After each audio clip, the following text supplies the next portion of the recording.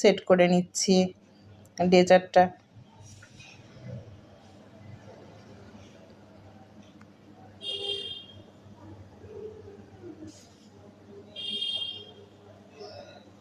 ইফতারি ও সেহরির জন্য মজাদার দই চিড়ার রেসিপিটা তোমাদের কাছে কেমন লাগলো অবশ্যই কমেন্টের মাধ্যমে জানাবে। আর যদি খুব বেশি ভালো লেগে যায় ফ্যামিলির সঙ্গে শেয়ার করতে পারো। আর বাসায় একবার হলো ট্রাই করে দেখতে পারো, ইনশাল্লাহ সবার কাছেই ভালো লাগবে।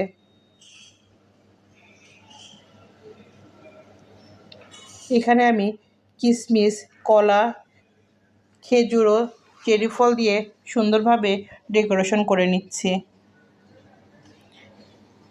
তোমরা চাইলে এখানে যে কোনো ফল ব্যবহার করতে পারো, বাদাম বা ড্রাই ফ্রুট।